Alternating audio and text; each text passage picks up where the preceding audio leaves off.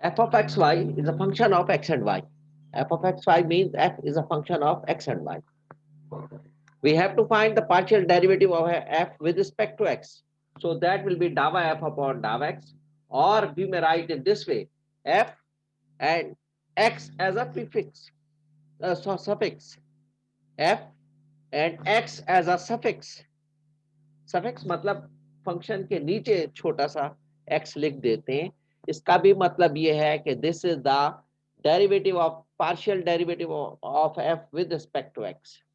और इसी तरह इसको डावा f अपॉन डावा y means the partial derivative of y with respect to x.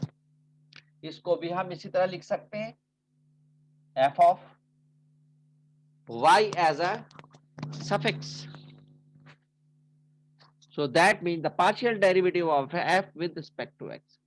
तो ये सही तरीका है पार्शियल डेरिवेटिव को लिखने का, ये या ये लिखे, इस तरह लिखे या फिर इस तरह लिखे, डावा f अपॉन डावा y लिखे या f ऑफ y लिखते, small y as a prefix.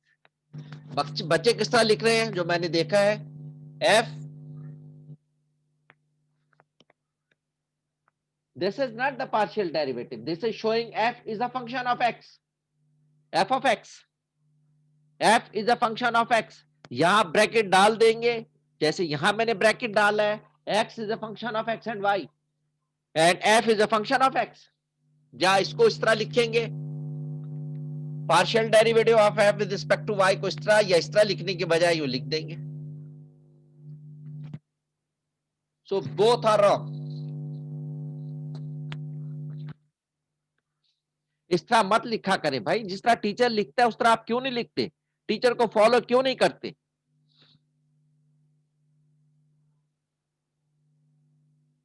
अब इस तरह किसने पार्शियल डेरिवेटिव इस तरह लिखा तो मैं काट दूंगा भाई, ये पार्शियल डेरिवेटिव है ही नहीं. ये is showing, this is not the showing the derivative, it is showing that f is a function of x, f is a function of x, f is a function of y. Derivative को show ही नहीं कर रहा. Derivative इस तरह नहीं लिखा जाता. आप अपनी मर्जी से नहीं लिख सकते किसी भी चीज को. आप चाहें कि मैं वन को इस तरह नहीं लिखूंगा भाई जिस तरह लिखा जाता है, मैं तो अपनी मर्जी से लिखूंगा, मैं तो इसको वन लिखूंगा. अरे भाई इसको कौन वन पढ़ेगा, मैं तो कम से कम नहीं पढ़ूंगा इसको वन. जो तरीका है वन लिखने का उसी तरह आपने लिखना है. टू जिस तरीके से लिखा जाता है उसी तरह लिखे जाता है. थ्री जो है ये थ्री है, नहीं मैं तो इस तरह लिखूंगा भाई, इसको कौन थ्री पढ़ेगा भाई, इसको कौन थ्री पढ़ेगा, थ्री तो यही होगा.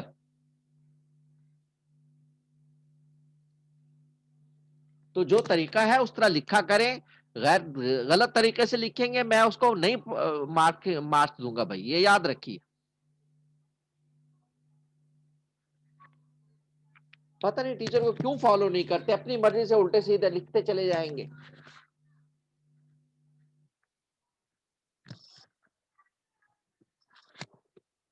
Okay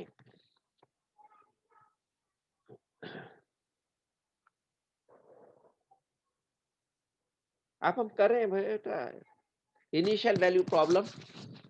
we are doing the initial value problem. कि इनिशियल वैल्यू से हम कैसे, इनिशियल वैल्यू में असल में ए बी की तो जो पर्टिकुलर इंटीग्रल, जो पर्टिकुलर सोल्यूशन है उसमें तो पर्टिकुलर आंसर आ जाते हैं. यानी कांस्टेंट जो है ए बी सी जो आप डालते थे शुरू में डालते हैं उसकी वैल्यू निकाल के फिर वो उसमें लिख देते हैं, तो उसमें तो पूरा कंप्लीट आंसर. लेकिन वाई सी जो कॉम्प्लीमेंट्री फंक्शंस होते हैं, जो कॉम्प्लीमेंट्री आंसर्स आ रहे हैं आपके, उसमें कांस्टेंट आते हैं C1 C2 C3 C4 etcetera. तो उसको जो है हम इनिशियल वैल्यू प्रॉब्लम के जरिए हम उनकी वैल्यू फाइंड आउट करते हैं. इनिशियल वैल्यू प्रॉब्लम्स के जरिए हम उन कांस्टेंट्स की वैल्यू फाइंड आउट करते हैं. कांस्टेंट इसमें हमारे पास सिर्फ कॉम्प्लीमेंट्री फंक्शन में है, लेकिन पहले हम उसको पूरी तरह सॉल्व करेंगे, यानी जनरल सॉल्यूशन फाइंड आउट करेंगे. फिर जनरल सॉल्यूशन में जो हमारे पास कांस्टेंट रहेंगे वो अमूमन वाई सी के ही कांस्टेंट रहते हैं, वाई पी का कोई कांस्टेंट नहीं होता. उसके तो कांस्टेंट की वैल्यू निकाल के, ए बी सी की वैल्यू निकाल के वो लिख दी जाती है. लेकिन कॉम्प्लीमेंट्री फंक्शन में कांस्टेंट ही लिखा जाता है, तो उसकी वैल्यू हम इनिशियल वैल्यू प्रॉब्लम से फाइंड आउट करते हैं। इनिशियल वैल्यू जो हमें दी जाती है उसकी वैल्यू डालकर हम वो फाइंड आउट करते हैं और फिर वो दोबारा जनरल सोल्यूशन में C1 C2 C3 वगैरह की वैल्यू जो है वो वापस लिख देते हैं, वो हमारे पास फाइनल आंसर हो जाता है। तो वो अब हम करेंगे initial value problems.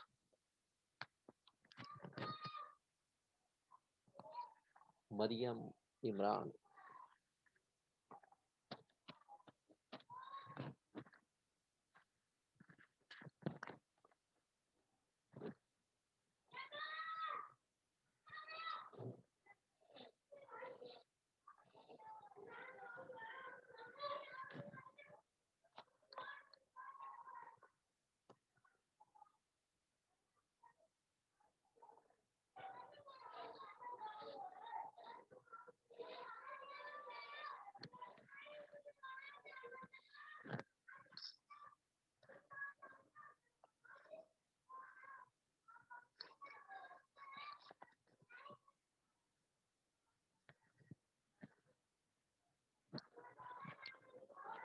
Question number 27, y double dash plus 4y equal to -2।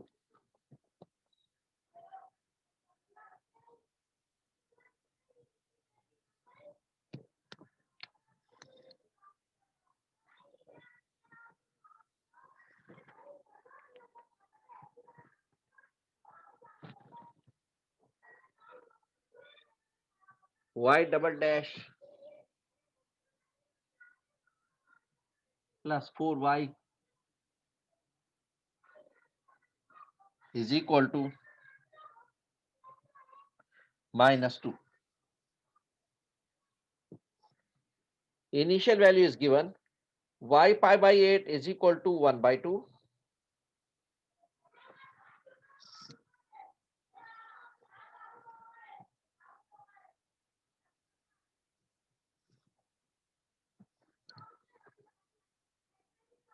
and y dash pi by 8 is equal to 2.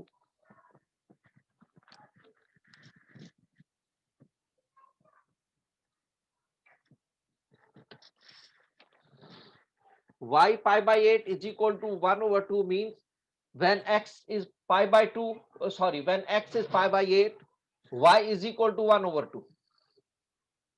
When x is pi by 8, y is equal to 1 over 2. When x is pi by 8, y dash is equal to 2. Y dash pi by 8 equal to 2 means when x is pi by 8, the y dash, the first derivative of y will be equal to 2. तो तमाम y में apply हो रहा है, यानी general solution में। तो हमने पहले जनरल सोल्यूशन फाइंड आउट करना है, उसके बाद हम ये वैल्यूज पुट करके कांस्टेंट्स की वैल्यू निकालनी है। चलिए हम इसका सबसे पहले yc फाइंड आउट करते हैं और ये लिख देंगे यहां पर for yc we are processing for yc।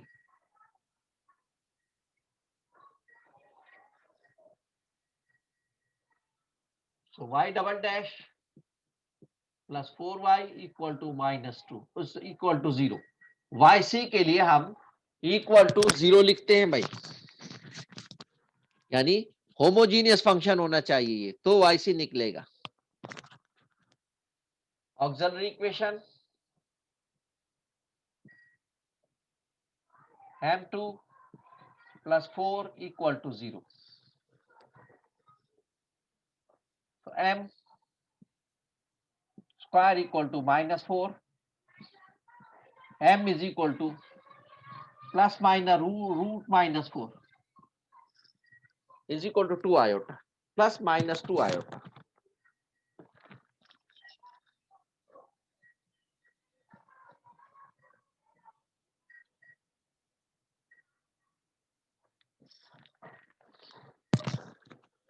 So yc ये क्या आ गया हमारे पास, कॉम्प्लेक्स नंबर, इमेजिन नंबर में आ गया, रियल पार्ट इसमें नहीं है, तो हमारे पास yc will become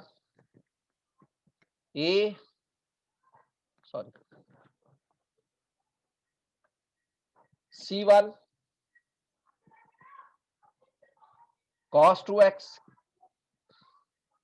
plus c2 sin 2x।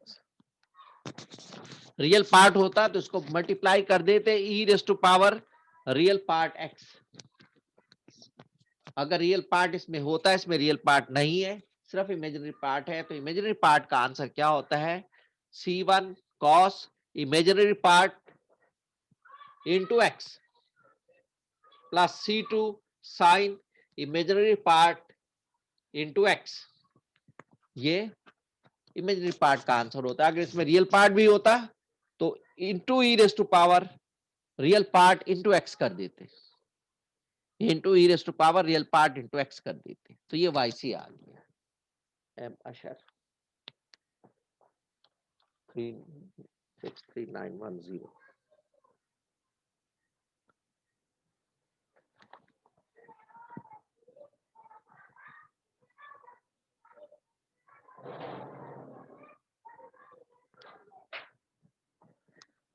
तो ये हमारे पास कॉम्प्लीमेंट्री फंक्शन आ गया है, कॉम्प्लीमेंट्री। अब हम इसका particular integral particular solution find out करेंगे for Y P.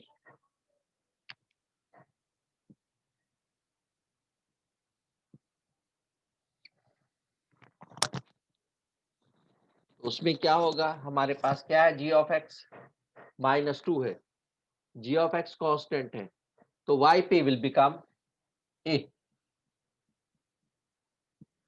Y P क्या आ गया हमारे पास? ए आ गया।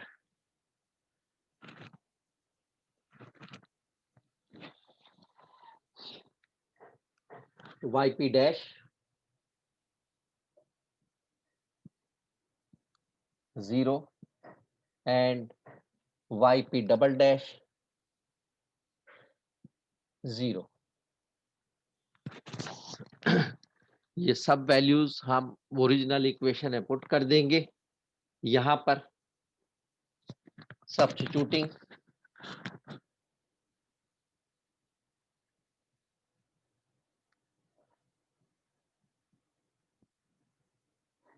इन y double dash minus plus 4y equal to -2, इसमें सब्स्टिट्यूट कर देंगे।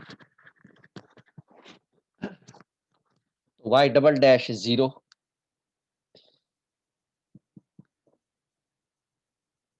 प्लस 4y, y है हमारे पास a इक्वल टू -2, तो a will become -2/4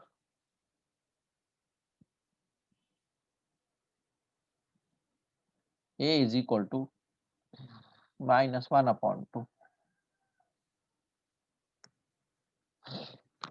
a is equal to -1/2।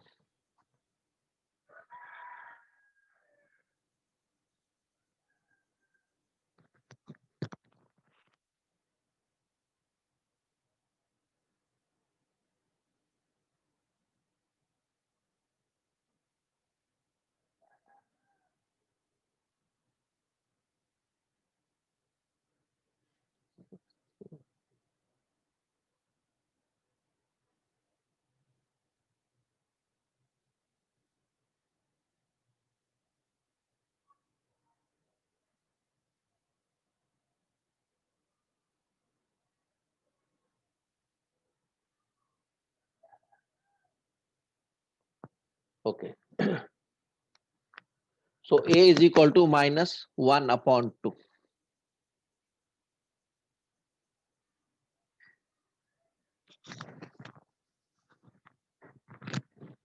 तो अब हम क्या करेंगे, Y P, therefore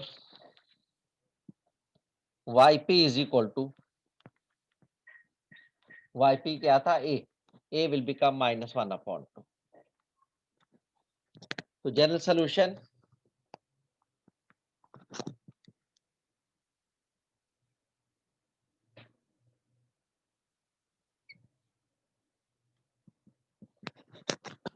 y is equal to yc c1 cos 2x plus c2 sin 2x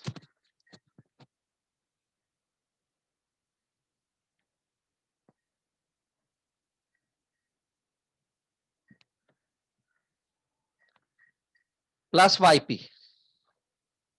yp is minus 1 over 2. Yp is equal to a and yp is minus 1 upon 2. So minus 1 upon 2. ये हमारे पास general solution आ गया. General solution is equal to y equal to c1 cos 2x plus c2 sin 2x minus 1 upon 2. Minus 1 upon 2 is the general solution. अब इसमें दो constant है हमारे पास C1 और C2. इनकी वैल्यू निकालने के लिए हम जो है ये इनिशियल वैल्यू पुट करेंगे. y pi by 8 is equal to 1 upon 2 and y dash pi by 8 is equal to 2. तो यहां तक कि समझ में आ गया बेटा. ये तो हमने आम तरीके जो अब तक करते आए हैं उसी मेथड से हमने इसको सॉल्व किया है. We found the general solution. Understood all of you? सब समझ गए बेटा?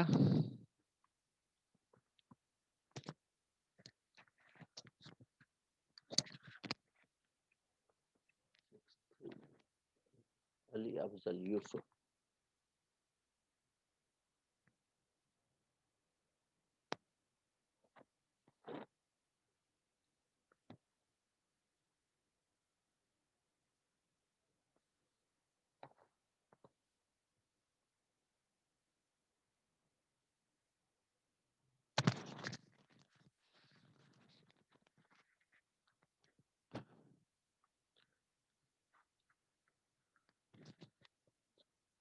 Ali Afzal, you are joining in the third session.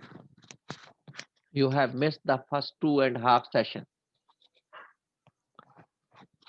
Okay, this is y, the general solution. C1 cos 2x plus C2 sin 2x minus 1 upon 2. In this solution, we will substitute y pi by 8 is equal to 1 over 2 and y dash pi by 8 equal to 2. ये दोनों put करेंगे. पहले y में put करेंगे ये वाली, फिर first derivative लेके वो वैल्यू पुट करेंगे. तो हमारे पास दो इक्वेशन बन जाएंगी क्योंकि हमारे पास दो कांस्टेंट्स हैं C1 और C2. तो दो कांस्टेंट्स के लिए हमें दो इक्वेशन चाहिए. Okay, so we are doing. I am rubbing this one.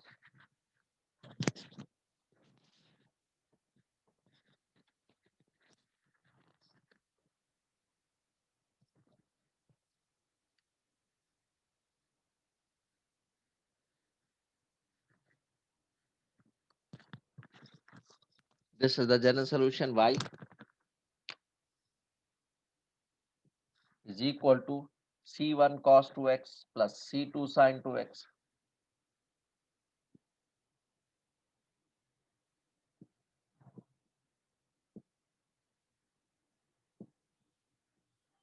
minus 1 upon 2. इसमें हम पहले y pi by 8 equal to 1 upon 2 put करेंगे. At y pi by 8 equal to 1 upon 2 ये सब्स्टिट्यूट कर देंगे इसमें.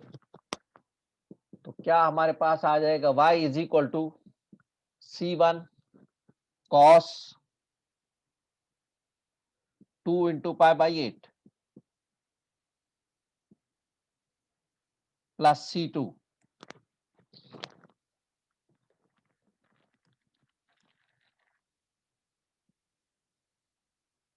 sin 2 into pi by 8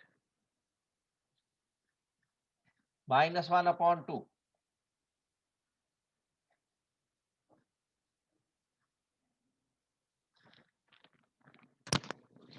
ये इसमें हमने C1 y is equal to y की वैल्यू 1 अपॉन 2, सॉरी y की वैल्यू 1 अपॉन 2 यहाँ पर, x की वैल्यू पाई बाई 8 और y की वैल्यू 1 अपॉन 2. तो y की वैल्यू y की जगह 1 अपॉन 2 पुट कर दिया. फिर C1 cos 2 इंटू पाई x की वैल्यू पाई बाई 8 और वहां भी ऐसे ही किया. So it will become 1 over 2 C1 cos pi by 4 plus C2 sin pi by 4 minus 1 over 2.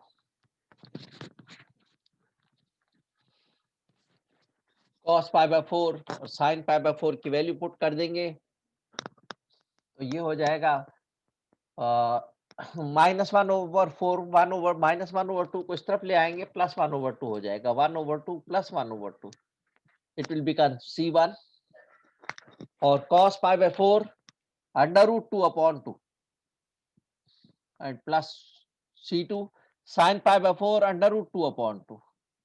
Pi by 4 में साइन और cos की वैल्यू सेम होती हैं, तो ये 1/2 +1/2 विल बी 1/4 और ये हो जाएगा √2/2 C1 plus √2/2 C2 is equal to 1/2 plus 1/2 will be 1. Half plus half will be 1. अब ये 2 से मैं मल्टीप्लाई कर दूं, 2 से इसको भी, इसको भी, इसको भी, so we will get √2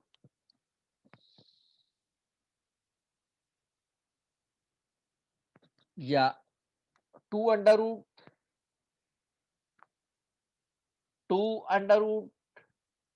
upon √2 से मल्टीप्लाई कर दूं, इसको भी तो 2 से 2 √ से √ कैंसिल, 2 से 2 ये 2 अपॉन √2 से, √2 से यहाँ भी 2 अपॉन √2 से, तो यहाँ सिर्फ C1 बचा, C1 plus C2 is equal to 1 into √2 upon 2 upon √2, ये इसका उलट से मल्टीप्लाई करेंगे तो कैंसिल होंगे, 2 अपॉन √2 और 2 अपॉन √2 को सिंप्लीफाई करें, √2 से ये कैंसिल हो जाएगा, ये √2 बच जाएगा, we will get C1 plus C2 equal to √2। ये हमारे पास इसका सिंप्लीफाइड इक्वेशन बन गई, ये इक्वेशन 1 हो जाएगी। 2 का मतलब होता है √2 इंटू √2, 2 का क्या मतलब होगा, √2 का स्क्वायर, यहां मैं इसको एक्सप्लेन कर देता हूं, 2 अपॉन √2, 2 का मतलब होगा √2 का स्क्वायर, अंडर से स्क्वायर कैंसिल तो 2 बच जाएगा, अब एक √ जो है इससे कैंसिल हो जाएगा, एक बच जाएगा, √2 हमारे पास आंसर आ जाएगा, सो 2 अपॉन √2 का आंसर क्या आ जाएगा, √2। तो ये मैंने लिख दिया C1 plus C2 equal to √2, ये मेरे पास इक्वेशन 1 आ गया, इसको मैंने इक्वेशन 1 का नाम दे दिया। अब दूसरी वैल्यू पुट करेंगे y डैश के लिए हमें इसका डेरिवेटिव लेना पड़ेगा, c का, इसका डेरिवेटिव लेना पड़ेगा with respect to x, dy upon dx, so y dash will become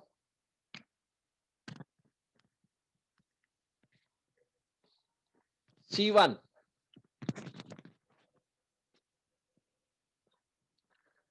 cos 2x का minus sin 2x, so minus यहां लिख दिया sin 2x और 2x का डेरिवेटिव 2, ये 2 भी यहां लिख देंगे,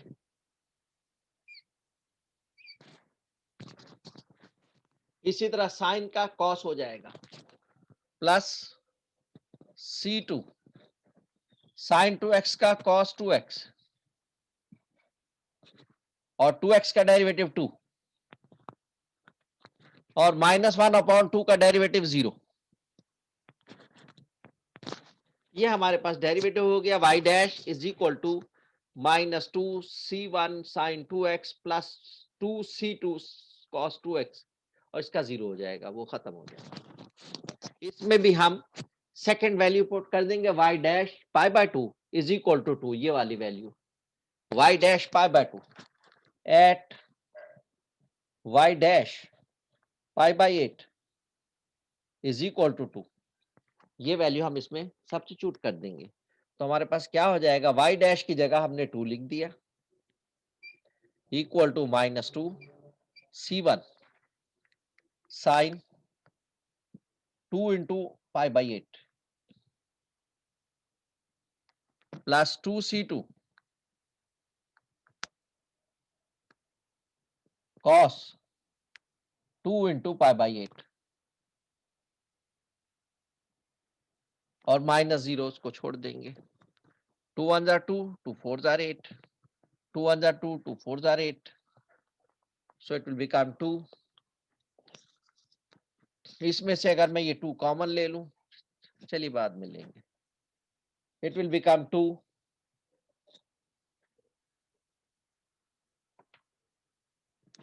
Furqan Mohammad Khan 7830।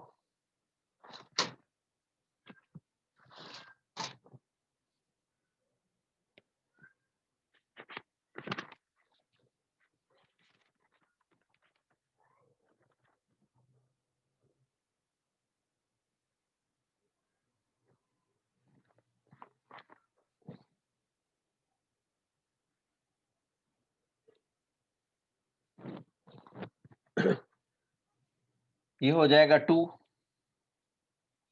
Equal to -2c1 sine pi by 4 plus 2c2 cos pi by 4।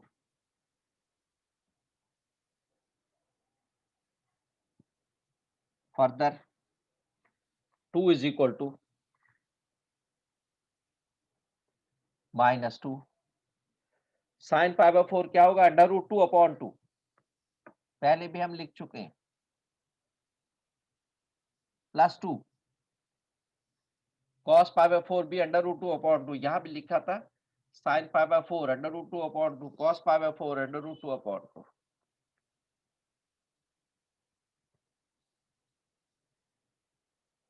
Sorry, C1 C2 तो मैंने राय भी कर दी। 2 is equal to -2c1 sine pi by 4 √2/2 plus 2c2 cos pi by 4 √2/2।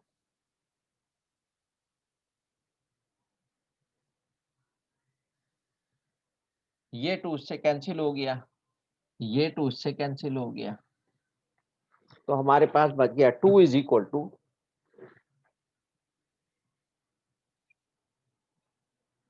-√2c1 plus √2c2। अब √2 से मैं इसको डिवाइड कर देता हूं, इसको भी इसको भी इसको भी, तो ये हो जाएगा मेरे पास, इसको पहले डिवाइड करूंगा √2/2,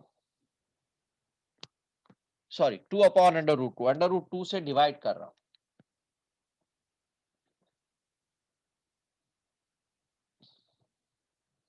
इसको डिवाइड करूंगा कैंसिल हो जाएगा, -c1 बचा, इसको डिवाइड करूंगा कैंसिल हो जाएगा, +c2 बचा, और इसको अगर मैं कैंसिल करूंगा ये √2 बच जाएगा। ये जैसे यहां मैंने कैंसिल किया था 2/√2, तो ये वही चीज है 2/√2, और इसका आंसर √2 आया था। 2/√2 को सिंप्लीफाई किया तो इसका आंसर √2 आया, तो इसका भी √2 आ जाएगा, तो ये हो जाएगा -c1 plus c2 is equal to √2।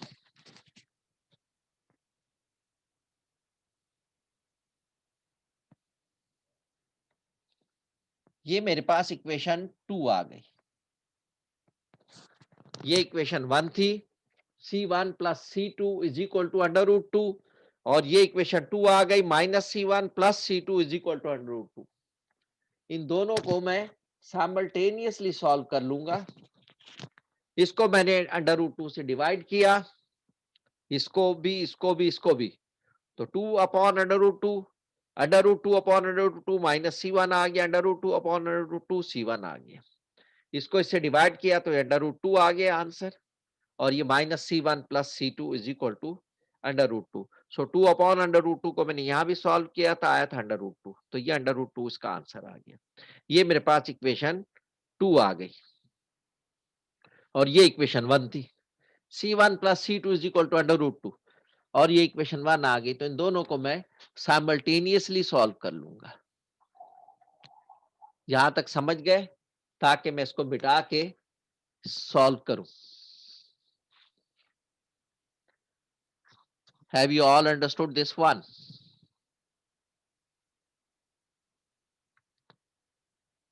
Have you all understood this one? Okay, so I am solving these two equations.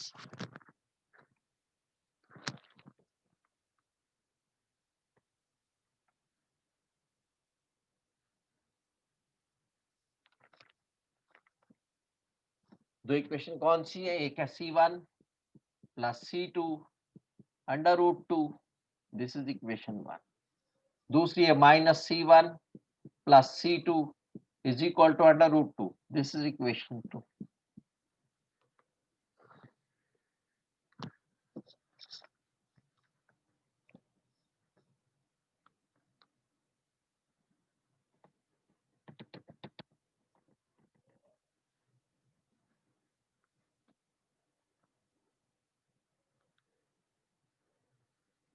C1 plus C2 is equal to under root 2 equation 1 minus C1 plus C2 is equal to under root 2 equation 2. I will solve them to find the value of C1 and C2.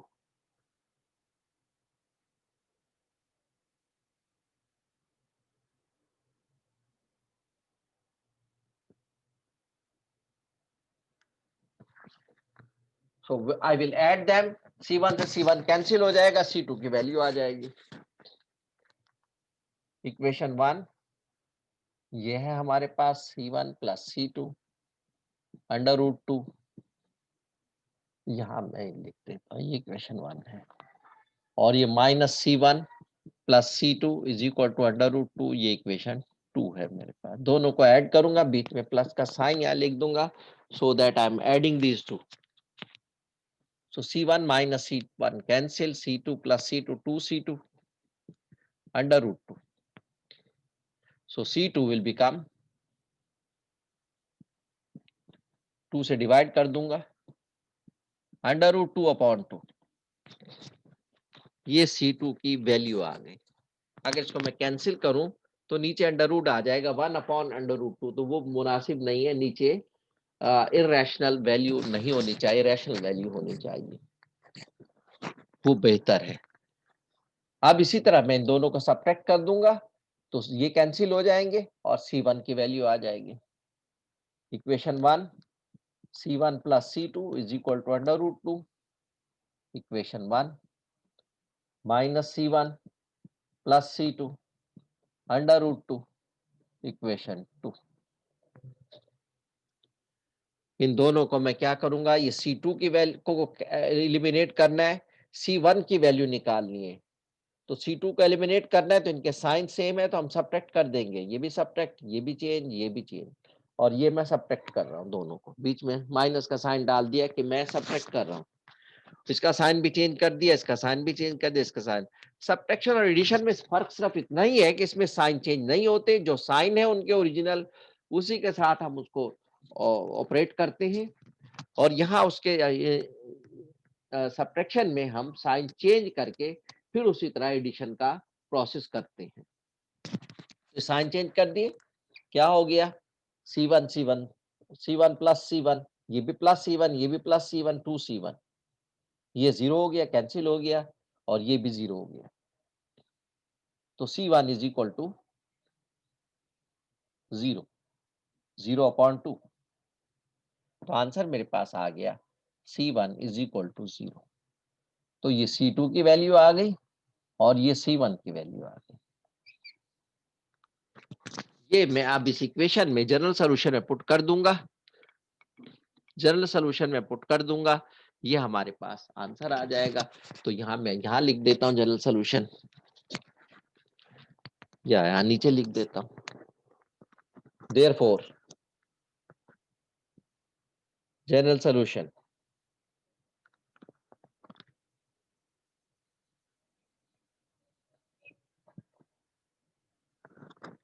क्या है मेरे पास, general solution y is equal to C1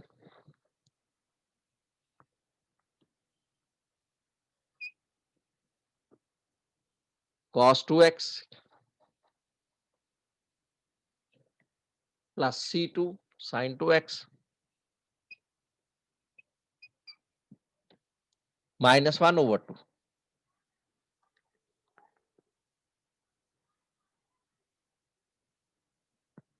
इसमें मैं value put कर दूंगा, इसमें मैं वैल्यू पुट कर दूंगा, y will become